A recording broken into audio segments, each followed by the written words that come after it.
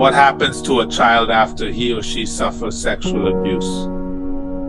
Part 2. The reason that increases the risk for being re-victimized is the maladaptive coping strategies that children who are abused as sexually experience later in life. In order to cope with the abuse, they will use alcohol or engage in substance abuse to deal with the pain.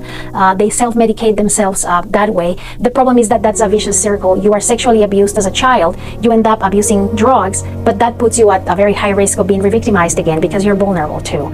And finally, the severity of the abuse when you're a child and you're sexually being abused sexually is also a predictor for re-victimization based on whether there was force in the abuse, whether there was penetration, whether there were threats, whether the abuser was a loved one or a person that the child used to trust, because that has very long-lasting consequences. Again, they think that that's the only type of interactions that they deserve, that they